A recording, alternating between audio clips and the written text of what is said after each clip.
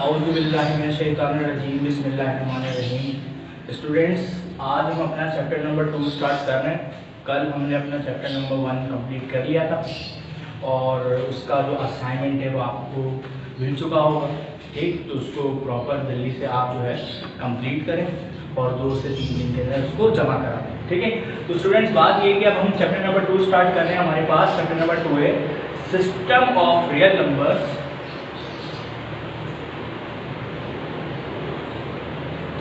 System of real numbers, exponents and radicals। ठीक, ये हमारे चैप्टर का system of real numbers, exponent, radical. सबसे पहले तो अगर हमें सिस्टम ऑफ रियल नंबर समझना है तो रियल नंबर की डेफिनेशन मैं आपके सामने दे तो रहा हूँ, मगर उसके बाद आपको उसके अंदर जो दो चीजें, दो नंबर्स आएंगे, रैशनल और इरैशनल नंबर, उनको समझना होगा। कुछ स्टूडेंट्स को पहले से पता होगा कि रैशनल नंबर्स क्या होते हैं और इरैशनल नंबर्स क्या होते हैं, लेकिन जिनको नहीं पता, जिनको सेट्स में सही से पता नहीं चला था कि रैशनल नंबर का सेट क्या है और इरैशनल का, उनको अब पता लग जाएगा। मैंने कहा था चैप्टर नंबर 2 में डीप में जाऊंगा तो वहां पे समझ में आ जाएगी। तो अब देखते हैं। सबसे पहले हम देखते हैं, हमारे पास हेडिंग है रियल नंबर्स की। ठीक है, रियल नंबर्स हमारे पास बेटा क्या होता है।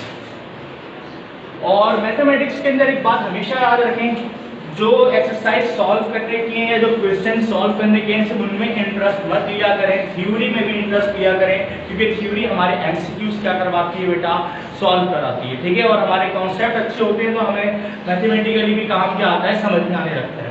तो इसीलिए आपकी थ्योरी जो भी मैं पढ़ाता हूँ वो अच्छी होनी चाहिए ताकि आपके एमसीक्यूज भी सारे के सारे 20 आउट ऑफ 20 क्या हो, अटेम्प्ट हो। ठीक है, तो रियल नंबर्स हमारे पास समझते हैं। रियल नंबर्स में बेसिकली कहता हूं कि रियल नंबर यूनियन है रैशनल और इरैशनल नंबर्स का। तो यूनियन ऑफ, ये क्या है actually, union of rational and irrational numbers. ठीक है ना, तो हमारे पास जो बेटा रियल नंबर्स क्या है, यूनियन है रैशनल और इरैशनल का। अब एक बात समझ लें, इसको अगर मैं मैथमेटिकली लिखूंगा तो इसका मतलब ये है मेरे पास कि रियल नंबर को शो हम किससे करते हैं, आर से, और ये मेरे पास यूनियन है रैशनल किससे शो करते हैं, क्यू से, और ये इसका यूनियन है रैशनल से इरैशनल का। इरैशनल का हम शो करते हैं क्यू के कॉम्प्लीमेंट से। ठीक है, तो बेसिकली ये जो कंडीशन मैंने आपके सामने लिखी है कि ये डिफाइन कर रही है कि अगर रैशनल नंबर और इरैशनल नंबर को आपस में तरतीब दे दी जाए, उन नंबर्स को सेट बना दिया जाए एक तरतीब से, तो वो जितने भी नंबर होते हैं वो तमाम कौन से नंबर होते हैं, रियल नंबर्स होते हैं। उसके लिए हमें यही तो समझना पड़ेगा कि रैशनल नंबर क्या होते हैं और इरैशनल नंबर क्या होते हैं। ये क्या है मेरे पास, रैशनल नंबर। ठीक, कौन सा नंबर, क्यू, रैशनल नंबर को शो कर रहा है। ये किसको शो कर रहा है मेरे पास, इरैशनल नंबर। ठीक, और आर क्या मेरे पास इसके अंदर, वही रियल नंबर्स। ठीक है ना, तो बात ये, अब हम जरा डेफिनेशन पे आएंगे बेटा जिसकी, कि हमारे पास रैशनल नंबर्स क्या होते हैं। इस बात को जरा पहले आप कॉपी कर लें। ठीक है, मैं मिटा रहा हूं।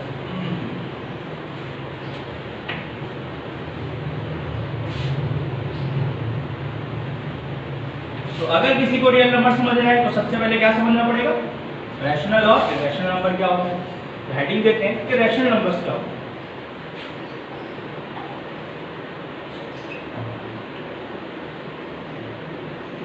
सबसे पहली बात हमारे पास ये रैशनल नंबर के हवाले से कि आपने सेट्स वगैरह में मैंने आपको बताया होगा, बस इतनी सी बात इसमें ये समझनी है, रैशनल नंबर पूरा समझ में आ जाएगा। A number which can be written as in the form of fraction p upon q। जो नंबर्स हमारे पास फ्रैक्शन फॉर्म में लेके जाते हैं, और फ्रैक्शन फॉर्म से मुराद ये कि वो डेसिमल पार्ट कंटेन करते हैं डिवाइड होने के बाद। ठीक है, तो वो तमाम नंबर्स मेरे कौन से होते हैं बेटा, रैशनल नंबर्स होते हैं। चलिए डेफिनेशन देखते हैं। A number which can be written as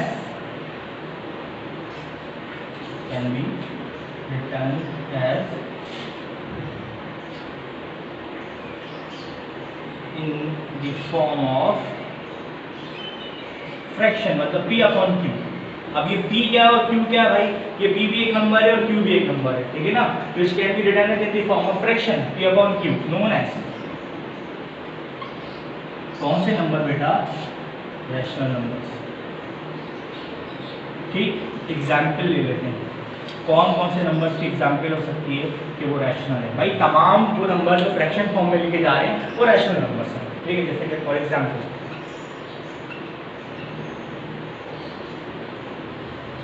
3/4, 1/3, 5/6 etcetera. ये क्या है मेरे पास, एग्जाम्पल है इसकी रैशनल नंबर्स की, क्योंकि ये फ्रैक्शन फॉर्म है। देखो ये P है और ये Q है, ये P है और ये Q है। जो भी नंबर फ्रैक्शन फॉर्म में लेके जा रहे हैं और जिनको डिवाइड करने के बाद डेसिमल पार्ट कंटेन होगा, ठीक है ना, वो रैशनल नंबर। अच्छा, डेसिमल पार्ट तो दोनों में कंटेन होगा, मैं आपको एक बात बताऊं, रैशनल में भी कंटेन होगा और इररेशनल में भी कंटेन होगा, मगर सिर्फ रैशनल नंबर की डेफिनेशन ये जो फ्रैक्शन फॉर्म में लिखे जाए वो हमारे पास रैशनल नंबर है, ठीक है।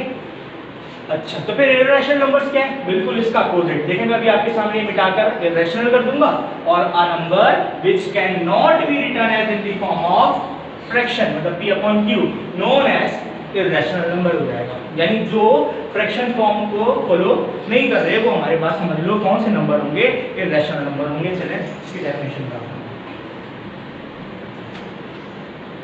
इररेशनल नंबर्स हेडिंग हो गई सामने आपके, मिटा के इररेशनल नंबर्स की, और मैं लिख रहा हूं अ नंबर व्हिच कैन नॉट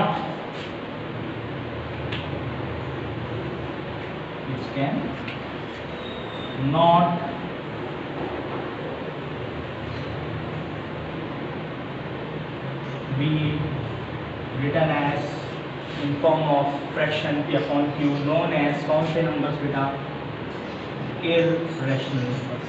अब इसकी एग्जाम्पल क्या होगी भाई, कौन से नंबर हैं जो इररेशनल नंबर होंगे, इसकी एग्जाम्पल क्या हो सकती है इररेशनल नंबर्स की। देखिए भाई सबसे पहली बात, ये नंबर फ्रैक्शन फॉर्म को फॉलो नहीं करते, तो फिर किसको फॉलो कर रहे हैं।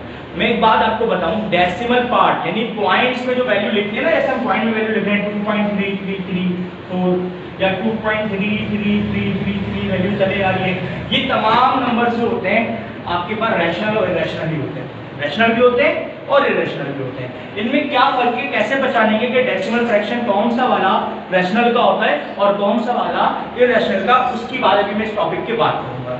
लेकिन मैं आपको समझाना ये चाह रहा हूं कि इररेशनल नंबर से दोनों होते हैं, ठीक है। बस फर्क ये है कि रैशनल नंबर को हम फ्रैक्शन फॉर्म में लिखते हैं और फिर उससे जब डिवाइड होती है वैल्यू तो पॉइंट में आ जाती है। इररेशनल में भी वैल्यू पॉइंट में आती है, लेकिन उसकी एग्जांपल कैसे समझेंगे हम, जबकि मैं कह रहा हूं उसको फ्रैक्शन फॉर्म में नहीं लिख सकते, तो फिर दूसरी सूरत हाल क्या हो सकती है हमारे पास जिससे डेसिमल पार्ट कंटेन होगा।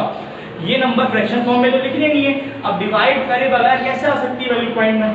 तो दूसरा हमारे पास जो तरीका है डेसिमल पार्ट कंटेन करने का या इररेशनल नंबर को समझने का, वो है square root of 3, square root of 5 etcetera.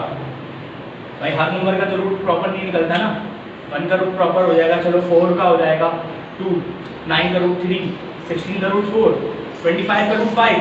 फिर मैं बोलूँ तो बीच के नंबर का रूट लो जरा, square root of 3, square root of 5 आपके पास, तो वैल्यूज आएंगी पॉइंट में, ठीक है।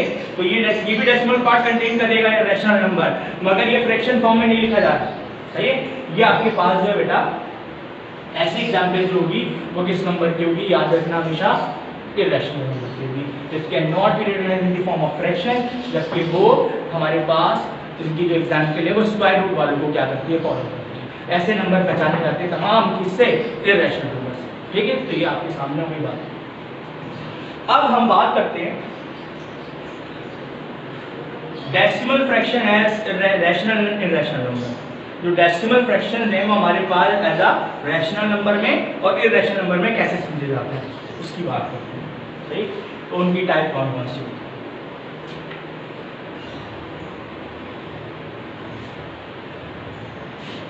तो बात समझ में कुछ आ रही है भाई। अभी इससे पहले रियल नंबर पढ़ाया था, अगर इन तमाम नंबरों का यूनियन कर लूं रैशनल और इररेशनल का, तो ओवरऑल सब किस में आ जाएगा, रियल नंबर्स में आ जाएगा।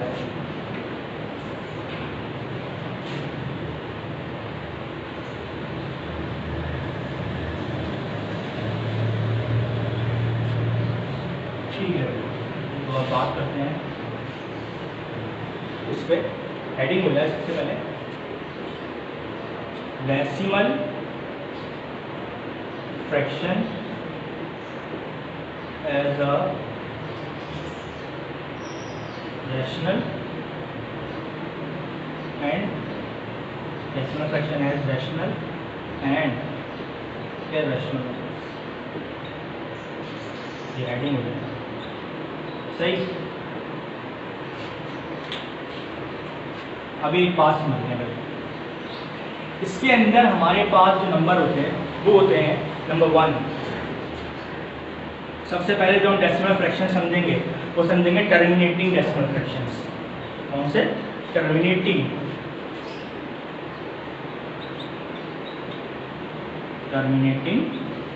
डेसिमल फ्रैक्शन समझेंगे। ये तमाम डेसिमल फ्रैक्शन समझ रहे हैं। डेसिमल फ्रैक्शन क्या है? जिनके बाद पॉइंट के बाद वैल्यू कुछ कंटेन होती है। डिवाइड करते हैं दो नंबर्स को, एक वैल्यू आती है पॉइंट में, आपने देखा होगा कैलकुलेटर्स में 2.345। कभी कभी फाइनाइट रहती है, 3-4 नंबर होते हैं पॉइंट के बाद, कभी कभी पॉइंट के बाद बहुत सारी वैल्यूज होती है कैलकुलेटर के अंदर। वो क्या सिस्टम है, उसमें कौन से नंबर रैशनल है और कौन से नंबर इररेशनल की वजह से ये बात समझ रहे हैं हम। तो किसको टर्मिनेटिंग बोलते हैं और किसको नॉन टर्मिनेटिंग बोलते हैं, ठीक है ना, किसको रिकरिंग बोलते हैं, वो तमाम बातें। तो पहला इसके अंदर जो हमें डेसिमल फ्रैक्शन समझना है वो है टर्मिनेटिंग डेसिमल फ्रैक्शन। ठीक, उसके बाद हमारे पास है रिकरिंग डेसिमल फ्रैक्शन। हेडिंग में आपके सामने पहले ही दे रहा हूं कि मैं 3 पढ़ाऊंगा, और मैं यूं दे रहा हूं क्योंकि मैं आपको समझाना चाहता हूं इसमें से कौन से रैशनल बात है और कौन से इररेशनल बात। Recurring decimal fraction. ठीक, इसके अलावा मेरे पास है इसमें आखिरी non terminating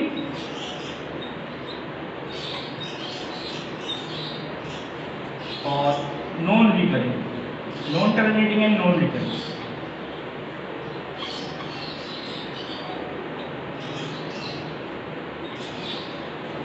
decimal fraction, DF का मतलब डेसिमल फ्रैक्शन, ठीक है।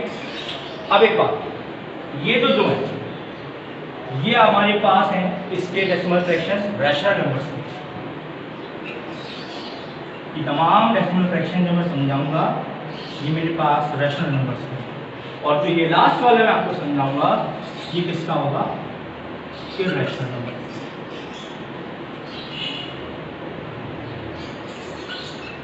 ठीक, तो इसको पहले तो कॉपी करें, इस बात को समझें, ठीक है। अब स्टार्ट करेंगे हम। सबसे पहले समझेंगे कि टर्मिनेटिंग डेसिमल फ्रैक्शन क्या होते हैं, फिर समझेंगे रिकरिंग क्या होते हैं, जो कि दोनों रैशनल के एग्जाम्पल्स हैं, मतलब डेसिमल फ्रैक्शन हैं, और फिर non terminating and non recurring decimal fraction जो कि इररेशनल नंबर्स के हमारे पास जो डेसिमल फ्रैक्शन है उसको भी अभी हम डिस्कस करेंगे। ठीक है, आई होप आपने कॉपी कर लिया होगा। स्टार्ट करता हूं मैं सबसे पहले डेसिमल टर्मिनेटिंग डेसिमल फ्रैक्शन से।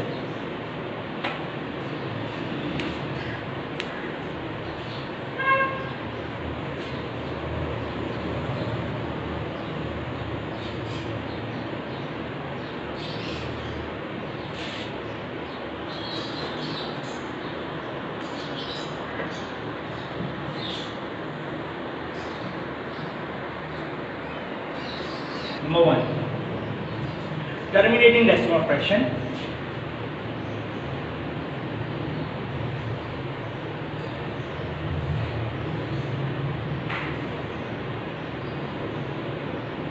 ठीक, ये हेडिंग हो गई टर्मिनेटिंग डेसिमल फ्रैक्शन की। और क्या होता है टर्मिनेटिंग डेसिमल फ्रैक्शन हमारे पास, समझते हैं। चलो पहले डेफिनेशन देखते हैं। A decimal fraction in which decimal part contain a decimal fraction in which decimal part contains कैसी वैल्यूज बेटा हमारे पास, फाइनाइट वैल्यूज known as कैसा decimal fraction, terminating decimal fraction. अब इसका क्या मतलब है?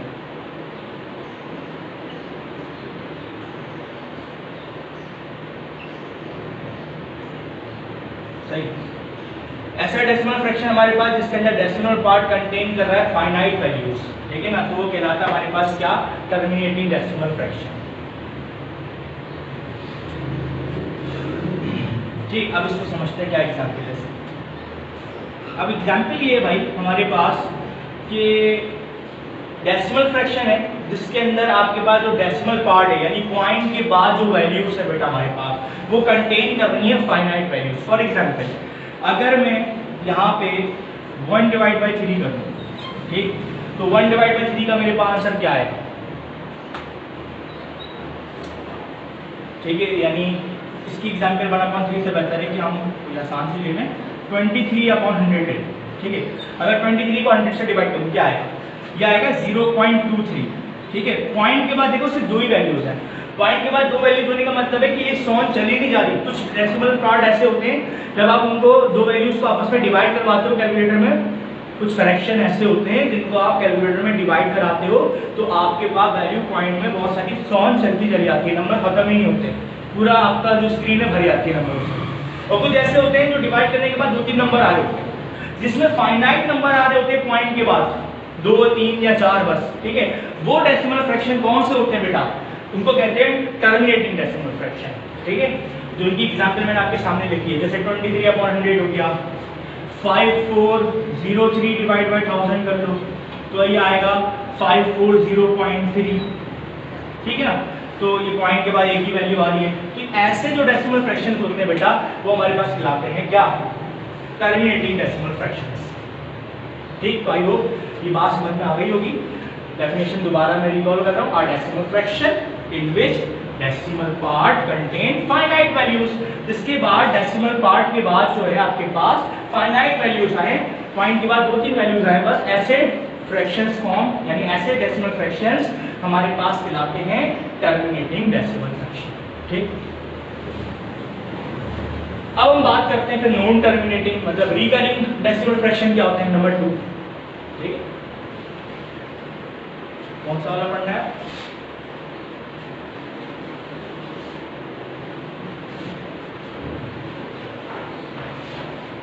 कौन सा वाला पढ़ना है, रिकरिंग,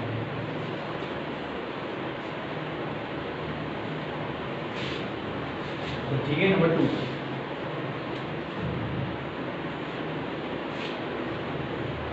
रिकरिंग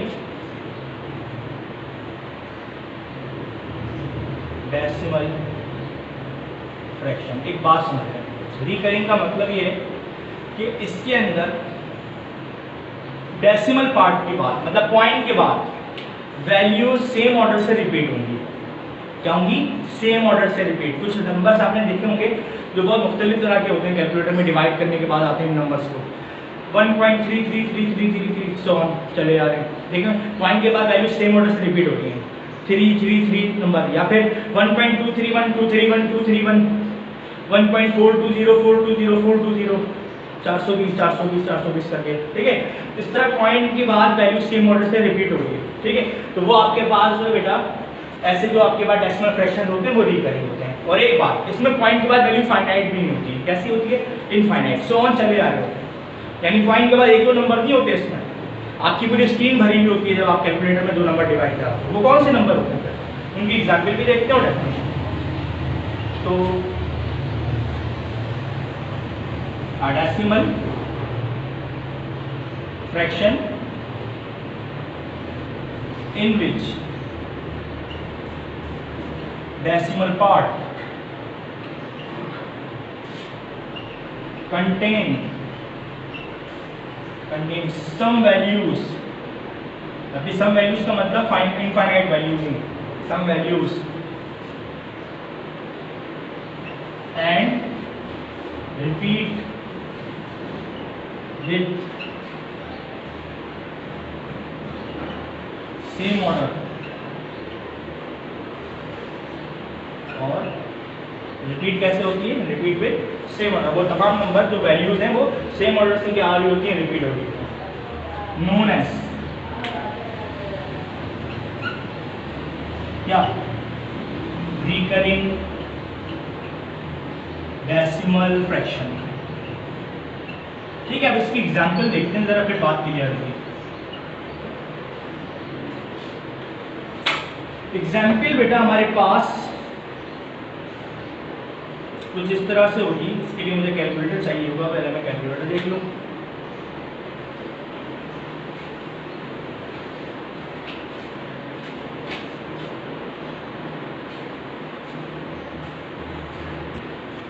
आगे कैलकुलेटर मैं चेक करता हूँ कौन से नंबर ऐसे हैं जिनके बाद पॉइंट के बाद वैल्यू जो है सॉन रिपीट होती चली जाती है, वो भी सेम ऑर्डर से। तो पहली एग्जाम्पल मुझे समझ में आ रही है 1/3। अब आप भी जरा कैलकुलेटर लेके चेक करिएगा, ठीक है। जब आप 1 को डिवाइड करवाएंगे 3 से तो आंसर आ रहा है 0.3333 सो ऑन, सही है ना। अब ये एक तरह से कह सकते हैं इनफाइनाइट तक जा रही होगी, ठीक है, लेकिन बहुत सारी वैल्यूज इसके अंदर रिपीट हो जा रही है सेम ऑर्डर से, और सेम ऑर्डर का मतलब पॉइंट के बाद सेम वैल्यू 33333। तो ऐसा जो बेटा डेसिमल फ्रैक्शन होता है, ये क्या है डेसिमल फ्रैक्शन, ऐसा डेसिमल फ्रैक्शन जिसके बाद पॉइंट के बाद तमाम वैल्यू सेम ऑर्डर से रिपीट हो इनफाइनाइट तक, उसको हम किस नाम से जानते हैं, रिकरिंग डेसिमल फ्रैक्शन से। रिकरिंग का मतलब ये है कि सेम ऑर्डर से वैल्यू का रिपीट होना, ठीक है। अब और एग्जांपल लेते हैं और, जैसे कि मिसाल के तौर पे मुझे 1/6 चेक करते हैं। हाँ, ये भी सही रहेगी। 1/6 कर रहा हूँ ना, तो आ रहा है 0.1666 सो ऑन। बहुत सारी वैल्यू सेम ऑर्डर से रिपीट हो रही है, ठीक है, ये भी वही है। 1 के बाद देखो 6666 आ रहा है, ये भी सेम ऑर्डर से रिपीट हो रही है।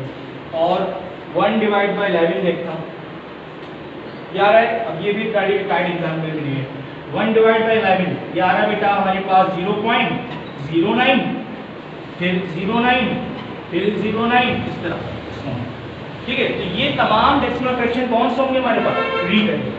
तो ये दोनों जो अब तक मैंने पढ़ाए, नंबर 1 पे क्या टर्मिनेटिंग और नंबर 2 पे क्या रिकरिंग, ये दोनों एग्जाम्पल है रैशनल की। क्योंकि अब तक इसके अंदर जो मैंने इसका फ्रैक्शन पार्ट है वो देखो फ्रैक्शन में लिखा था P/Q की फॉर्म में, ये P है ये Q है, इसका ये P है और ये क्या है Q है, ठीक है ना। तो ये आपके पास बेटा कहलाते हैं क्या, रैशनल नंबर्स। और इसके ये डेसिमल फ्रैक्शंस हम स्टडी कर रहे हैं। एक को हमने नाम दिया था टर्मिनेटिंग का, जिसमें पॉइंट के बाद सेम वैल्यू रिपीट भी नहीं होती और पॉइंट के बाद फाइनाइट वैल्यूज होती 2-3, जैसा आपने देखा। लेकिन रिकरिंग में क्या, पॉइंट का वैल्यू पॉइंट इनफाइनाइट तक जाती है और सेम ऑर्डर से रिपीट होती है। तो ये दोनों एग्जांपल फ्रैक्शन वाली अब तक हमारे पास किसकी पढ़ी, हमने रैशनल नंबर से पढ़ी। अब हम डेसिमल फ्रैक्शन पढ़ेंगे आखिरी तीसरा कौन सा वाला, इररेशनल नंबर का, और उसका नाम है नॉन टर्मिनेटिंग नॉन रिकरिंग, मतलब इनका अपोजिट बिल्कुल ना। फ्रैक्शन फॉर्म में तो होगी ही नहीं उसके अंदर, क्योंकि रैशनल नंबर तो फ्रैक्शन फॉर्म को फॉलो हम कहते हैं कि नहीं करता। तो देखते हैं,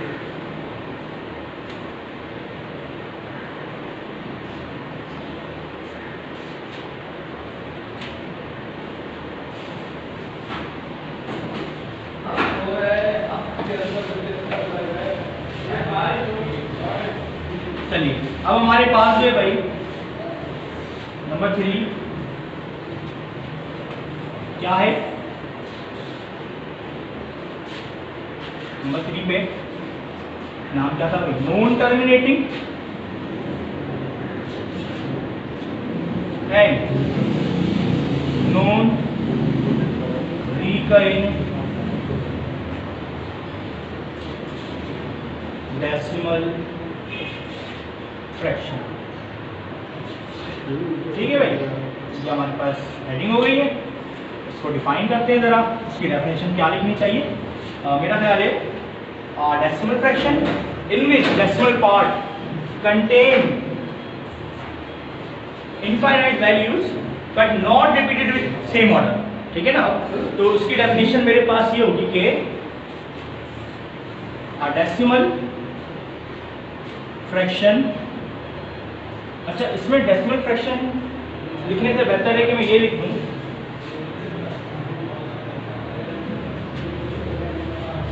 बस इतना लिख दूं, a decimal part contain some values, ठीक है, contain some values and not repeated with same order. अब इसमें एक बात आप मुझे जरा समझाएं या कुछ समझें कि भाई इसमें नॉन टर्मिनेटिंग वाली बात क्या है, टर्मिनेटिंग का अपोजिट क्यों है और रिकरिंग का अपोजिट क्यों है, नॉन क्यों लगा हुआ दोनों में, and non repeated with same order, ठीक है ना। अब मैं ये समझता हूँ कि कंटेन सम वैल्यूज का मतलब पॉइंट के बाद वैल्यूज इंफिनिटी तक जाएंगे, सही, ऐसा टर्मिनेटिंग में नहीं होता, ठीक है। टर्मिनेटिंग में पॉइंट के बाद फाइनाइट वैल्यूज होती है, इसमें नहीं होंगी। तो ये सम वैल्यूज का मतलब यहाँ पर ये डिफाइन कर रहा है नॉन टर्मिनेटिंग हो गया है।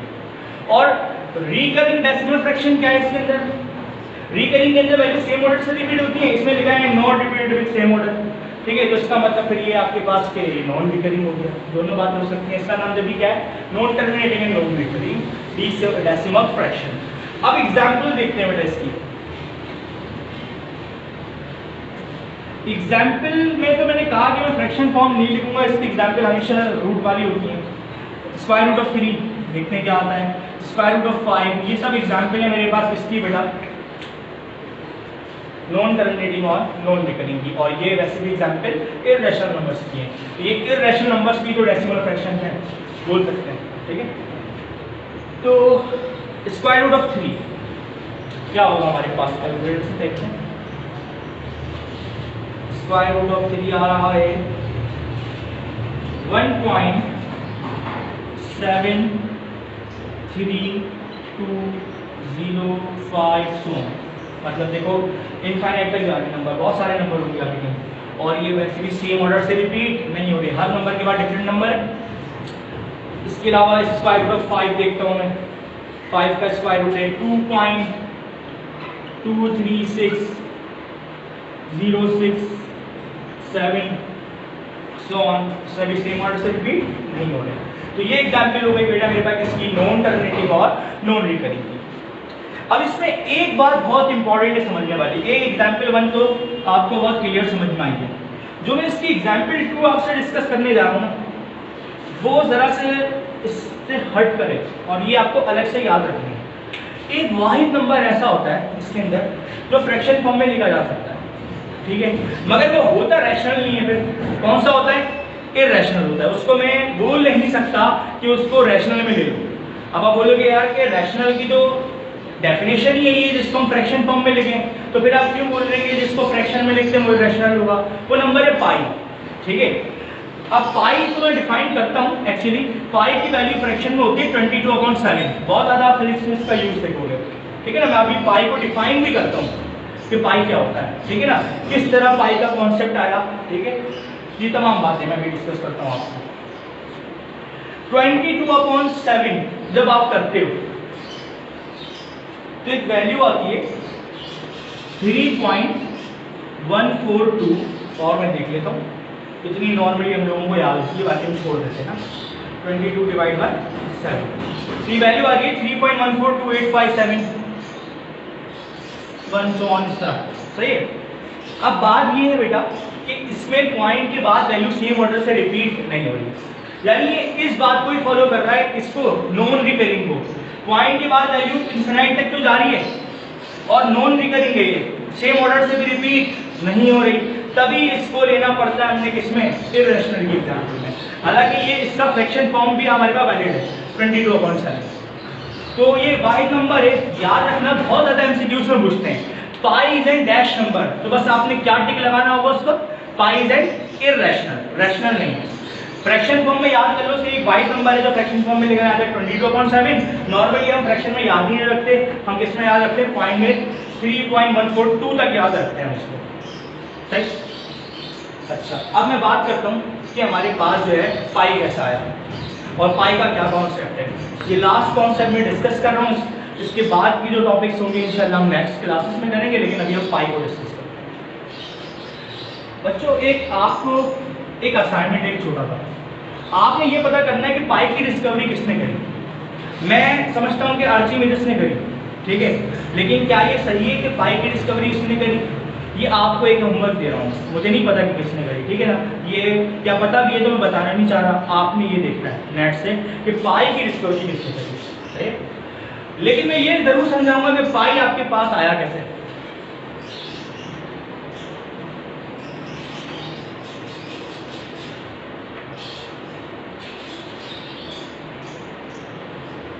चलो देखते हैं। देखो भाई पाई का जो ज्योमेट्री में हमारे पास फॉर्मूला है वो होता है सरकमफेरेंस। अब ज्योमेट्री 7 8 क्लास में इतनी तो पढ़ी होगी कि इतना तो जरूर पता होगा कि सरकमफेरेंस क्या होता है। सरकमफेरेंस अपॉन डायमीटर, डायमीटर भी सबको पता होगा क्या होता है। देखो भाई साइंटिस्ट ने करा क्या, उस साइंटिस्ट ने जिसने भी ये डिस्कवर किया, एक छोटा सा सर्कल लिया, चूड़ी ले ली चूड़ी, ठीक है, और एक बड़ा सा टायर भी ले लिया, फिर उससे बड़ा टायर ले लिया, 3 टायर हैं उसके पास। सरकमफेरेंस क्या चीज होती है, सबसे पहले ये चीज सरकमफेरेंस होता है कि आपके पास ये जो सर्कल बना हुआ है ना, इसका जो आउटर डिस्टेंस है यहाँ से लेकर पूरा इस पॉइंट तक गोलाई तक होगा ना भाई। अगर मैं इसको तोड़ दूं, एक रस्सी है, इसको मैं तोड़ दूं, सीधी हो जाएगी, लेंथ बन जाएगी, लेकिन मैंने इसको गोल घुमा के एक सर्कल का शेप दे दिया और उसको किस में ले आया मैं, एक सर्कल शेप में, तो फिर वो लेंथ नहीं रहेगी, रस्सी सीधी है तब तक लेंथ है, फिर उसको सरकमफेरेंस बोलेंगे। क्या बोलेंगे? सरकमफेरेंस। ये जो इसका आउटर डिस्टेंस है, ठीक है। और वैसे भी सरकमफेरेंस को, इसके डिस्टेंस को एस से शो करते हैं, इसका फॉर्मूला होता है अलग से 2πr। अब ये आर का इसमें रेडियस, ठीक है, ये अलग से फॉर्मूला है, लेकिन इसमें भी पाई आ रहा है, लिहाजा इस बात को अभी हम नहीं सोचते। उसने क्या करा कि एक सर्कल लिया और उसके बाद जो भी उसका अपरेटस था, इंची टेप वगैरह, उससे उसने उसका आउटर डिस्टेंस सर्कल का नापा, यानी सरकमफेरेंस। कोई वैल्यू आई उसके पास, फर्स्ट कर लो 22 सेंटीमीटर आई, ठीक है। और फिर उसने क्या करा, उसी सर्कल का, जिस सर्कल का उसने सरकमफेरेंस नापा था, उसका डायमीटर नापा। डायमीटर सबको पता है, सेंटर से एक लाइन क्रॉस यहाँ तक जाती है, एक पॉइंट से दूसरे पॉइंट तक, ठीक है, वो डायमीटर हो जाता है। डायमीटर नापा तो वो 7 सेंटीमीटर आ रहा था फर्स्ट कर लो, ठीक है। और जब नापा उसने क्या सरकमफेरेंस, तो वो 22 सेंटीमीटर आ रहा था। जब उसने उसके सरकमफेरेंस को उसके डायमीटर से क्या करा बेटा, डिवाइड करा, तो एक वैल्यू आई कांस्टेंट, वो वैल्यू आई 3.142 सॉन, ठीक है। फिर उसने क्या करा कि एक और बड़ा सा टायर ले लिया और उसका सरकमफेरेंस दोबारा मेजर करा। फर्स्ट कर लो जब उसने उसका सरकमफेरेंस देखा तो वो फर्स्ट कर लो 44 सेंटीमीटर आया, यानी उस टायर का आउटर डिस्टेंस सरकमफेरेंस। और फिर उसी हिसाब से उसका रेडियस भी बढ़ गया, जब टायर बढ़ा तो रेडियस मतलब डायमीटर भी बढ़ जाएगा। जब उसका डायमीटर देखा उसने दोबारा, 44 है ना, 44 सेंटीमीटर है ना, तो डायमीटर जो है बेटा वो आपके पास उसका उस वक्त उस हिसाब से बढ़ गया 14 सेंटीमीटर हो गया। जब उसको इसने फिर से डिवाइड कराया तब भी कांस्टेंट वैल्यू आई 3.142। फिर उसने और बड़ा सर्कल बनाने की कोशिश करी, उसका सरकमफेरेंस निकाला जितना वो नाप सकता था, और ये उसके बस में था, वो मेजर कर सकता था, ठीक है ना, डिस्टेंस, और उसका डायमीटर भी मेजर कर सकता था, निकाला। फिर उसको उससे डिवाइड करा, फिर एक कांस्टेंट वैल्यू आई 3.142। तो उसने बोला, उसने ये ऑब्जर्वेशन दी, मतलब ऑब्जर्व करने के बाद ये बात कही कि जितना भी बड़ा सर्कल हो आपके पास, जब उसके सरकमफेरेंस से उसके डायमीटर को क्या कराया जाता है, डिवाइड, तो उसका जो रेशियो होता है वो सेम आता है, कितना 3.142। और उस रेशियो की जो फिक्स वैल्यू आती है, कांस्टेंट वैल्यू आती है 3.142, उसका उसने उस टाइम पर नाम रख दिया था पाई। अब पाई क्या है, ग्रीक लेटर है, जैसे alpha, beta, gamma, theta angle को बोलते हैं ना, पाई। और ऐसे बेशुमार फिजिक्स में आपके पास जब आप पढ़ोगे तो आपके पास ग्रीक लेटर्स सारे होंगे। तो उस ग्रीक ज़माने में आपके पास जो है, उस दौर में जो ग्रीक आपके पास अल्फ़ाबेट्स चलते थे स्टडी के लिए, उस टाइम पर उसने उसका नाम क्या रखा, उस पाई, ABCD नहीं दिया उसको, अंग्रेज नहीं था, ठीक है ना, उसने क्या बोला भाई, पाई है। और पाई की वैल्यू हमारे पास जो है 3.142। ये कांस्टेंट वैल्यू हमारे पास, जो कि हमेशा याद रखो, किसी भी सर्कल के, जैसा भी सर्कल हो, अगर जमीन है, जमीन की फर्स्ट कर लो हमारे पास, अगर गोल है, उसका सरकमफेरेंस लेकर उसके जब मैं रेडियस से क्या करवाऊंगा, डिवाइड, यानी डायमीटर से क्या करवाऊंगा, डिवाइड, तो एक कांस्टेंट वैल्यू क्या आएगी, क्या 3.142। अभी हमारा मानना है और ये हमारा फर्स्ट कर लो के भरोसा है पूरा कि किसी भी सर्कल के अंदर ये प्रॉपर्टी है। हम मेजर करेंगे सरकमफेरेंस और डिवाइड करेंगे उसके डायमीटर से, एक कांस्टेंट वैल्यू ही आनी है और वो वैल्यू 3.142 ही होनी है, ठीक है ना। तो ये है पाई, और आपको काम ये है कि अब आपने ये पता करना है कि ये किसने डिस्कवर किया। तो आई होप ये बात अब तक यहाँ तक समझ में आ गई होगी, और एक दो बार मेरे लेक्चर को देखिएगा, थोड़ा सा नया और डिफरेंट टाइप का लेक्चर है आज, ठीक है। आगे सब चीज़ें इंशाल्लाह आसान होंगी और आसान तरीके से समझेंगे। अब तक के लिए मैं इतना ही रख रहा हूँ, थैंक यू।